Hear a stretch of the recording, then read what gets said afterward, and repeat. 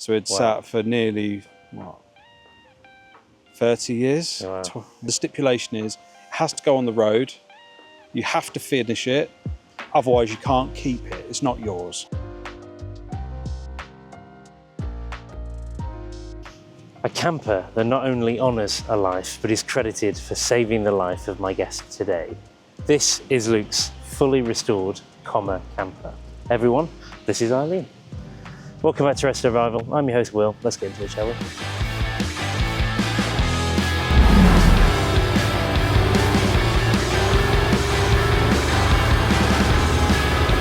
Luke, here we are. Thanks for joining me. No, thank you. Welcome to Resto Revival.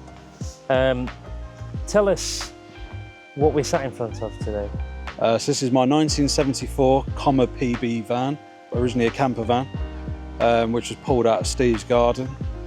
And yeah, just been a massive restoration from start to finish.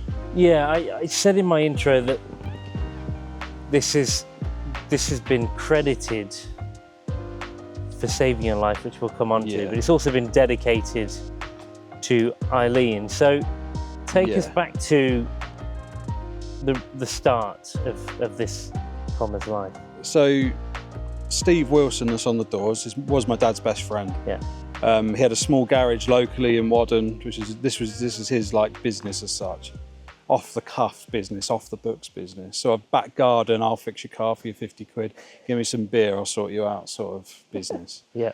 And yeah, his mum was called Eileen. So when Steve was in his younger teens and like 20s, 30s, his mum bought it, I think second hand, but only like a year old or 2 years old. And then, yeah, when she passed away in the mid-80s, the van went to his. It was sort of dumped on him. But the thing is, I think it was even before she died, she basically said, well, repair the damage on it, because it had a big load of damage on the back of it. Right. And she just dumped it at his house, and then he never did anything. She then died, and it was then left to him, and he then literally neglected it. So it went off the road in about 86, I think. That's when it got parked at Steve's land. And then I didn't really, well, I knew of the van and played around it, in it, with amongst various other cars littered on Steve's land as a kid. Yeah. My dad's doing things with Steve. He's had to take me because my mum's busy, so I'm with dad, and instead of getting in their way, so I'm like, just go and play with them, just do that. Yeah. To get out of our hair, basically. So, yeah, I've always known this van since a very young kid, when it was all it was parked towards a tree, and then the tree grew through the front bumper and through the front. Really? Wow. But, so how long was it sat for? Well, since 86, and then I got it on my 18th birthday. Steve gave me it as a present, that was 2014. So it sat for nearly, what, 30 years? Wow. Something like that, 28 to 30 years it sat. It was remarkably in good nick for something that had sat so long. Yeah. But because it used to be a camper over the top, it protected quite a lot of the metalwork, right, which was helpful. So yeah, he gives it to you for your 18th birthday. Yeah. What are you thinking when you're given a camper that's been sat for 30 years for your 18th birthday? Well, originally he had a Dodge Space Van X GPO, which was post office, like a post office maintenance van, yellow, ladder racks. And I said, yeah, I'll have that as a first project. He goes, yeah, I'll give you that as a first project, as long as it goes back on the road. And I was like, yeah. So he got his tractor, he pulled it out, and all the rear end where the leaf springs attached to the chassis just snapped, and the whole back end just dropped on the floor, and he went, it's a bit mean of me to give you that. Yeah. So we ended up selling it, and a friend of mine bought that. Yeah. And that's done the rounds a few times. That's now a bar in somebody's house. That's cool. And he then basically said, I feel bad now. I don't want you to have my mum's van because I want to do it. So it ended up him basically being, well, the stipulation is it has to go on the road. You have to finish it. Otherwise you can't keep it. It's not yours. I went, okay, so that puts pressure on you to go, I have to do it because there's an emotional attachment for Steve. Plus I really like it. And I wanted my first classic car to restore. Yeah. But I'd only just started an engineering apprenticeship, so I didn't have a huge amount of cash.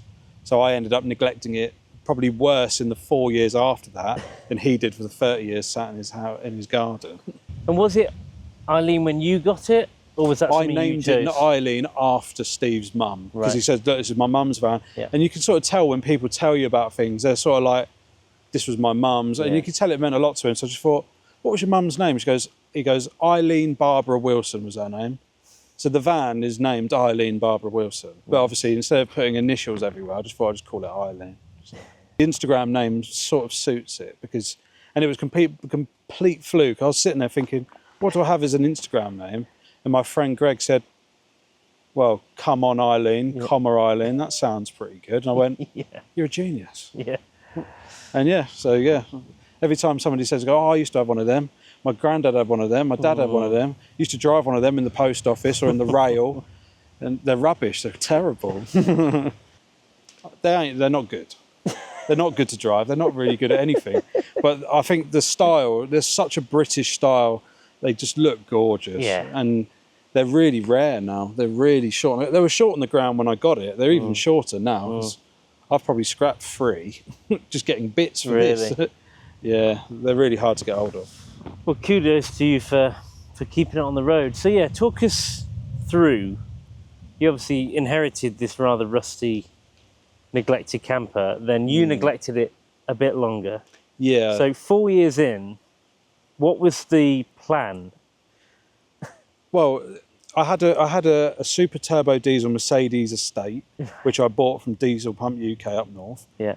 And I said to myself, I like this car. It's giving me some troubles and some jip. I'll try and cash out what I put into it, and then I'll restore this because I think deep down it needed to be done. And I've always wanted to do it. And at the time, I still hadn't had that big jump in pay during like apprenticeship and stuff. Yeah. So I just said, it's got to be done now. So I sold the Mercedes. I bought a cheap runaround, and then I pumped about $8,500 immediately into it, of which I then had to top up again. So the whole front of it was rotten all the way down, both there, about 5 holes along there. It had all surrounds of the windscreen done. It had pillar work inside and out. It had all door skins, inside and out, both sides. Lots of work on the tops of the doors and the frames, the inner parts of the frames. It's had a lot. Inner and outer step seals, full rear seals. All of the rear panels and quarters come off other vans that I'd scrapped. So it was really, I'd say just in the panels, I'm probably about 10 grand deep in panels and welding. And yeah, it was absolutely horrific. The thing is, I asked so many companies, would you weld this up? And about 95% of them said no, don't want to touch it. Really? Because they knew, I think everyone knows from that era, they know that these were rusty about a year after they were sold. So yeah, they're prone for it. They're really poor metal, poor paint, poor everything. And as soon as you say, oh, I've got a comma van, not too much rust, they're like, oh yeah, not too much rust. Yeah. So yeah, there was only a couple of people that were willing to do it. And a guy I went to school with, he said, yeah, I'll take it on. It'll be pretty much all your budget. And at the time, because nobody else gave me that a quote good enough, I was like, well, Right. you're the only chance I've got, really. That's it. So they done it for me, and they were going to paint it and some few things. I missed a deadline because I like to set deadlines, otherwise nothing gets done. Right. And yeah, I ended up taking it back after all the welding work was done, and then it sat for a few more years in the garage until I could afford to do the paint work and stuff. But the plan originally was just, I wanted to run and drive. I had a rebuilt whole bay engine in there, which is a Roots engine, same as original, but just tweaked, about 120 horsepower. And I thought that'd be perfect. It's period correct. It's of its manufacturing stuff. Yeah.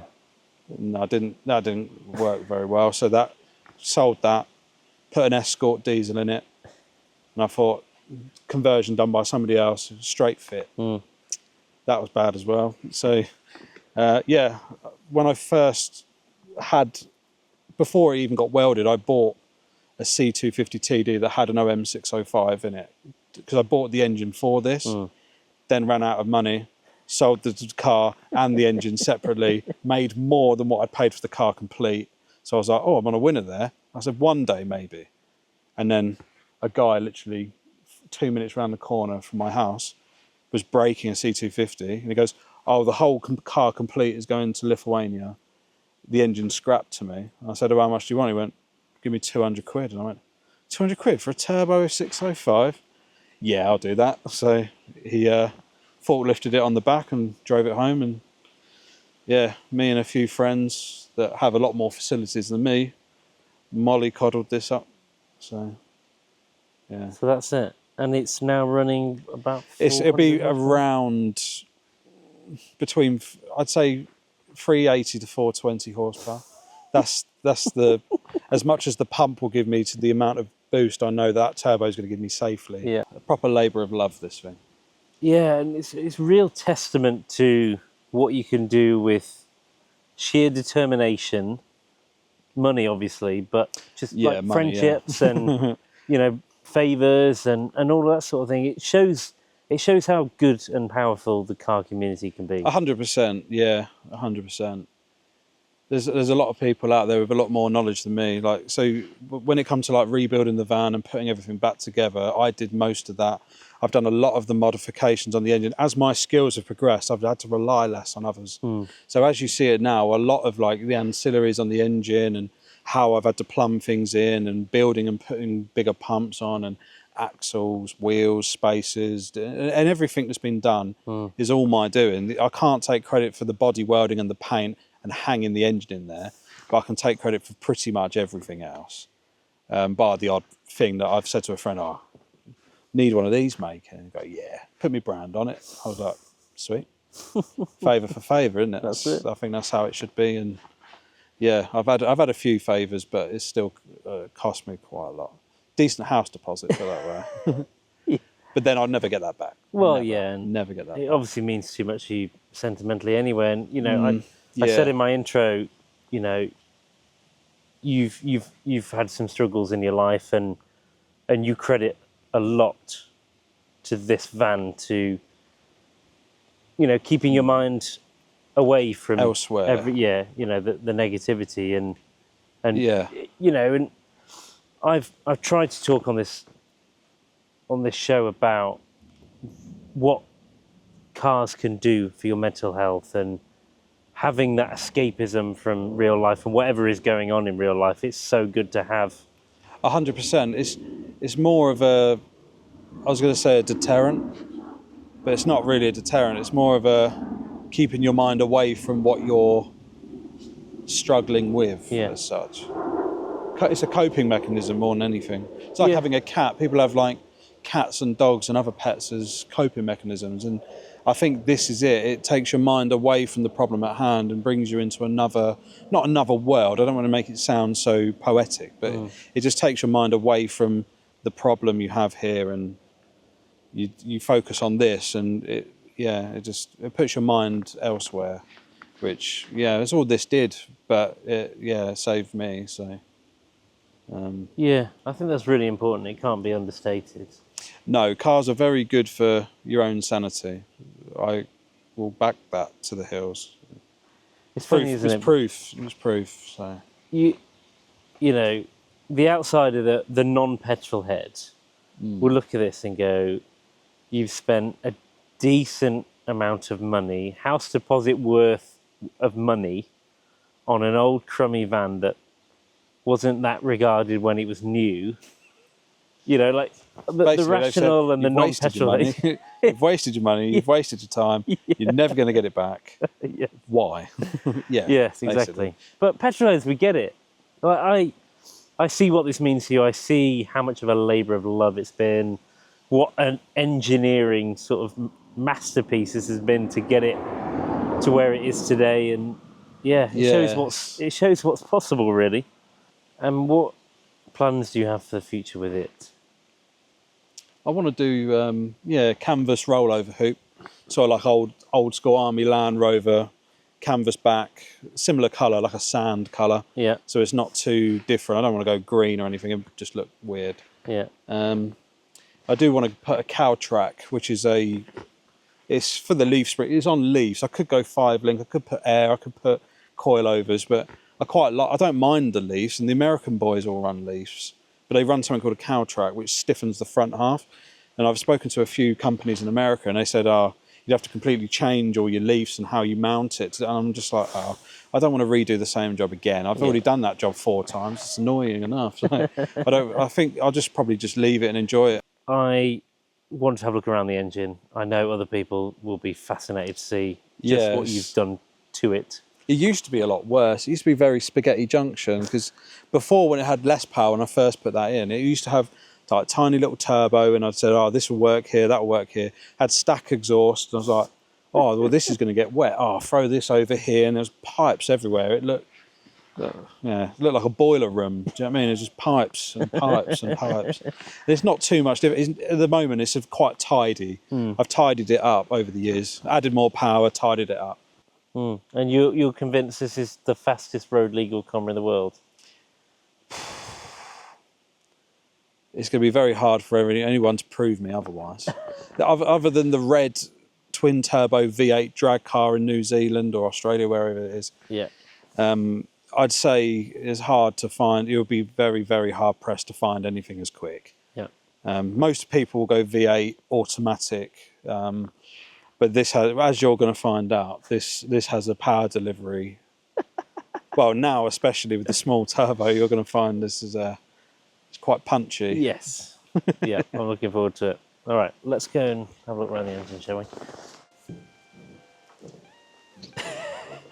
I mean, where do we start here? Do we start in the cab? Do you want to start in the cab? We'll start in here then, if you want. I mean, the ear defenders are a pretty big indication as to... They're for short journeys. The earplugs in here are for long journeys. Really? So yeah, talk us through the build. Might be easy to show you actually.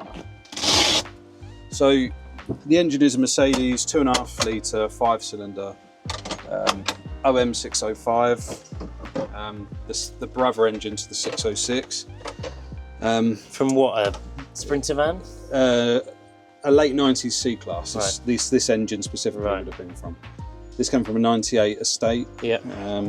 They come with like a very rudimentary ECU setup. This has been converted to run full mechanical pump. It's got a diesel Mechan 7.5mm super pump in it. Quite an early build that Eric built. Goran built.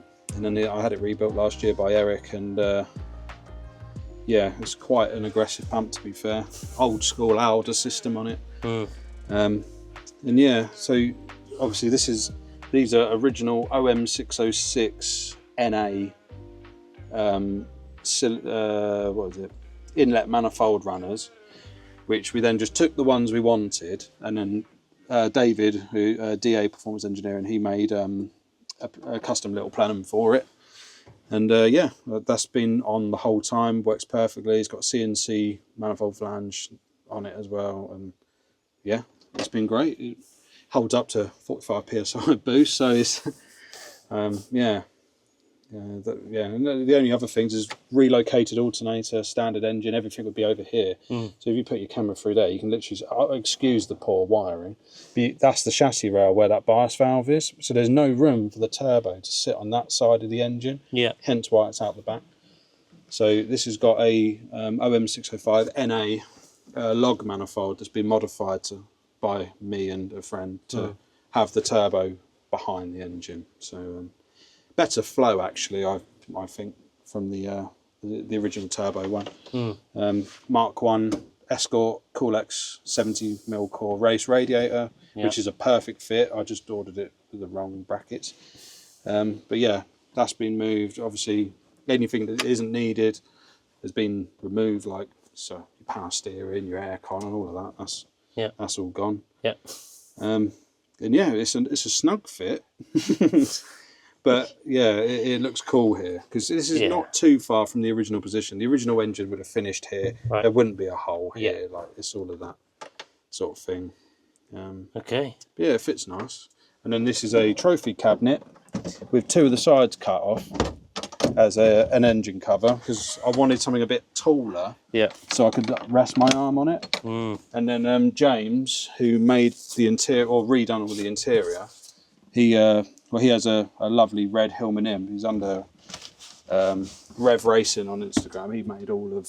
I basically give him all the panels. I said, "Look, here you go. Can you take that and put some red on it?" Amazing. And he basically retrimmed all of it in red. Give me a few bits, re-padded these out, and yeah, I think it looks really good. He made the custom mat as well, and because before everything in here was black and dreary. In fairness, when you asked earlier about anything else that needs to be done, I need to do a headlining. I haven't done the headlining yet, but yeah, James did an awesome job on the interior. Yeah, I'd recommend him for anybody to get interiors done.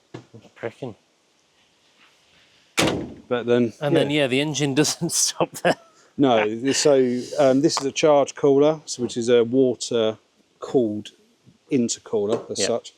So this is the water tank for that, which gravity feeds down into a radiator underneath, which is what cools the water, and then it has a Bosch Maserati pump, which pumps it straight back through here, and puts the hot back in here, and by the time it's got through all of this, it's cold again, and it keeps going, and it's a very, very efficient system. It's got a lot of water compared to what you'd find on a normal car, but then with a system like this, but it never gets hot, and intake temps are anywhere between 16 and 25 degrees, really cold all the time, which is good for boost. It's very good for boost. And that's a Pulsar PTX 2867R turbo, quite small for one of these, but the gurus from the forums, Seamus and Fred Sundstrom, they said, yeah, that's what you need. That's what you need for some response. So I said, okay, I'll take your advice and I'll get one. So didn't really want to get it then. I'd rather have kept the big whole set for a bit longer, but it's all good. But yeah, everything's just been made to fit and to work. I'm going to get a custom tank done for one of these. I'll get Harry from HR Fab, amazing welder. I'm going to get him to make me a tank that sits across here just to get rid of this old Amazon bottle. Not a fan of that, but it's more for purpose than it is for looks. I built the thing to be used. I built this thing for function rather than, oh, this isn't quite right and this is rusty. No, I don't care about that. As long as it works, that's all I care about, to be honest. So, that's awesome. But yeah, it's on Sprinter gearbox, 6-speed Sprinter box from a 903 chassis. Sprinter flywheel has been modified by Preselli Engineering. M5 clutch cover, BMW E34 M5 clutch, pressure plate, and then custom CG Motorsport disc, organic billet prop shaft, Volvo 240 axle underneath. Bias valves for the discs on the back, still on standard original 50-year-old drums on the front. Front suspension is cut springs with new shocks to take the load, and the rear is just Fiat Ducato motorhome shocks. They've been, the whole axles had to be modified to fit leaf springs rather than original 4-5 link coil springs. But yeah, it's one of them where it works pretty well. I suppose this is the value in having so many friends that know engineering and motoring connections, because I wouldn't even know where to start. And the fact that I knew you've got Volvo, Mercedes, BMW, Fiat. The thing is, certain things you can just find off Google, but a lot of it I sort of went, I'm going to go down a local scrapper. There's a 240 there, and I just measure that, and I go, that's exactly the same as this. So I know that a Rover P5B axle, or an early Land Rover Series 1 and 2 axle, and a Defender axle of the early Defenders and early Discoveries, and Commer axles, and loads of other Roots vehicles all share the exact same diff pinion flange. So I know that I could put any of those axles in here, and that prop shaft will mate it, and amazing. Makes possibilities are endless when you know that information. Yeah. But it's that information you need to find out for yourself, where you go ask somebody that's done it, because nobody's done this. Or some people have done the P5 axle, and I did that. And then when I found the Volvo one, someone said to me, I'll put a Volvo 241 in. I went, but I don't know if this is right. So I have to go and check. And they go, oh, it's right. Yeah, sweet. Throw it in. Yeah. Modify this, weld that, paint this. Oh, it looks shiny. Yep.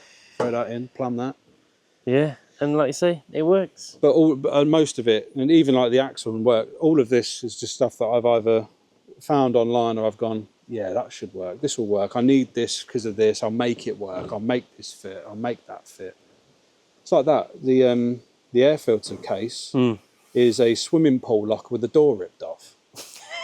So that was a tenner on Facebook Marketplace. I painted it black. I took the door off and then got a small piece of Perspex cut online for like £7, and then just put some fancy spacers to give me some more airflow. It means that the filter doesn't get wet, but it gives superior airflow. There's a hole under the bed that directs air into that box anyway. So I'm never going to have a lack of or a shortage of cool air there.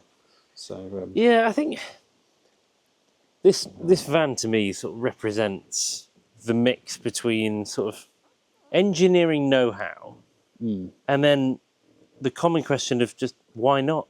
Yeah, you know, like wing it as you go. Yeah, it's the weirdest mix of engineering and yet just like out of the box common sense thinking. Yeah, but this is the thing. I have no room for an intercooler, so it has to have a charge cooler. So I go, well, let's make it as efficient as possible for like 800 horsepower. I'm not going to need that, but I don't want to be doing this job again. Yeah. So for me, like with my engineering brain of being an engineer, like on conveyor systems, I go, well, I want to fix this right the first time. I don't want to have to come back and keep revisiting the same jobs over and over and over and again. I don't want it to then be to underperform to what I need or what I might need in the future. So I just foolproof it once, and then I've just never. So that system is exactly the same as it ever was. I've only just upgraded the intercooler size slightly because that was quite small. But yeah, it's like most of the engineering is actually under it because I've got a radiator here, I've got an oil cooler here, I've got an oil filter housing under here. It's all under there. Yeah. And I've got another radiator that side, which is the secondary for the engine because I don't have a heater matrix, so that's all under there as well. And it's just, yeah, and that's what all these small rubber pipes, most of it is connecting water for this system, which is separate to the engine water. And then, yeah, it's all, the engineering is there. And this even if I left this system and set up in, if I could put any other engine in, most of this stuff would probably take another 200-300 horse. Torque, probably not, but it'd take a bit more power. Probably take a few hundred horses more. I built it to be reliable. I didn't want to have to keep redoing the same things over and over again. Yeah, I think you've done a great job. I think it's fantastic. And like you say, there's nothing out there like this ever. So you won't see anything else like it. You'll see other commas. So Tom's got a lovely van. His is on air. You got Paul's has got a big V8 in it. Tim's got a few V8 ones, and you'll see a few about. But most of the time you see them, you'll be down in Devon and they're camping and surfing with their kids. It's a lot of families that go, I want a retro camper van, ready to go and go make some memories with kids. That's what most people do. You won't see a pickup like this. This is the only high side. Originally from factory, they would have made a canopy one that slopes down like that, or they would have one with an extended roof, and then it would slope along the back, which there's only like one of each of them left, and they're not in England. So, yeah, one of them is. One's a tow truck, which is awesome, but that's gone underground now. But yeah, you won't see another like this. But this is all original comma panels, anything I could get. I didn't want to just change it for the sake of it. It had to be original stuff and then just modified to work. So this is just like a piece of angle iron on original thing to give it strength, give it support, but it still looks as if it could have come out the factory like this. Awesome. But yeah. Well, I think we should get out onto the roads. Yeah. And put on our ear defenders. Would you want ear defenders or earplugs? God, never been asked that question before a car ride.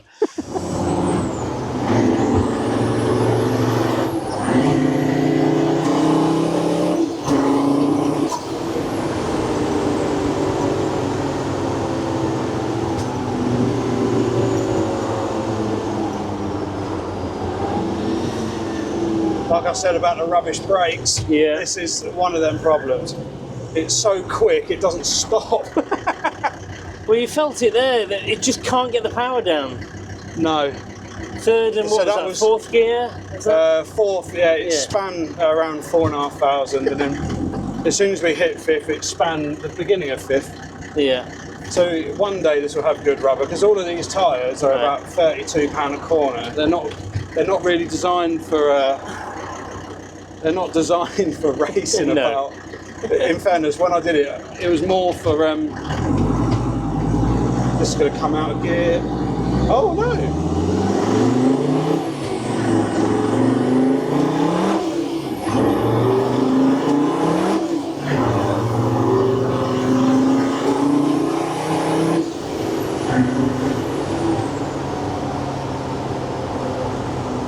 Shouldn't be this quick, should it? No, it doesn't. It's so strange to be in something like this that's that quick. It doesn't feel real. It shouldn't go this fast. No, but then it will happily just sit and poodle along like this. It's what I like. There's a lot of variety with how you can drive it. You just can't drive it spiritedly. You can't drive it around a racetrack. No. You can't really drive it in any form of anger, as it will just go either no or it'll try and kill you. Yeah. So it's one of those where you have to treat it with respect. Yeah. But I only built it more for a bit of fun when I fancied it. Yeah. But mainly this was all built for dump runs and actually being usable. It earns its keep. If I had a camper van, like what would I do with it other than park it up? Yeah. Do you see what I mean? Obviously you'd use it in the summer a couple of times at a push. Yeah.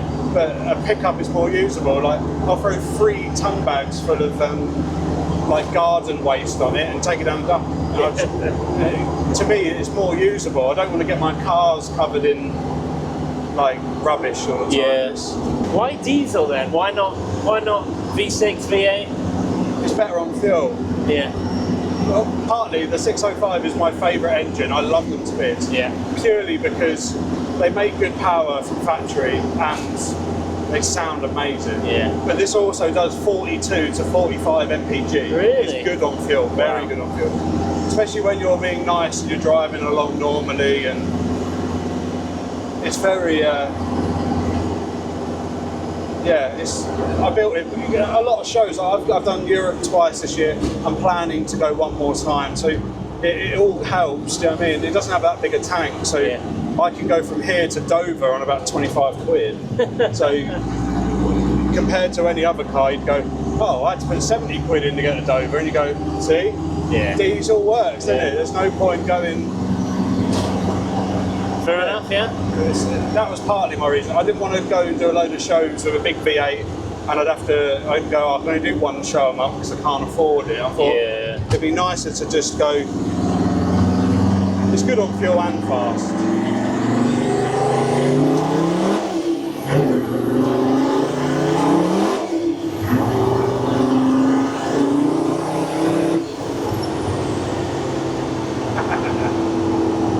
That feels good. It's nice because we slipped the first 2 gears. Yeah. You need like a slab of concrete just to weigh down the back wheels. It's purely weight is one thing and axle suspension is the main other thing. If this had a cow track, the whole rear end would be solid and you could put power down really well. Yeah. The problem I get, which we didn't feel there luckily, is it tramps really bad, especially on uneven road. Yeah. If that rear axle jolts, it just goes bang, bang, bang, and you have to completely let off the power, you have to be calm, wait till it stops and then come back on, which is annoying if you're trying to go quick. But yeah, 5-link and sort that. There's all sorts of solutions, but realistically, I just want it to be reliable, I can use it and enjoy it. So as it is, the slippage on the tyres I don't mind too much because I can still have a bit of fun. This is not designed to do loads of driving around a racetrack really, it's just a bit of fun in it. And the steering's very heavy and the brakes are very heavy and everything's very heavy. Well, thank you for today. Thank you. It's nice to get to use this midweek. What an experience, what a build. Yeah. You should be very proud. It's a bit different, isn't it? Yeah, I love it. I love it. It's got real character. Real character. Yeah, Eileen's a dirty batch. Yeah. Well, thank you, Eileen. And thank you, Luke. No, thank you very much. Yeah, if you've enjoyed today's episode, give it a like and subscribe for more videos like this. See you next time.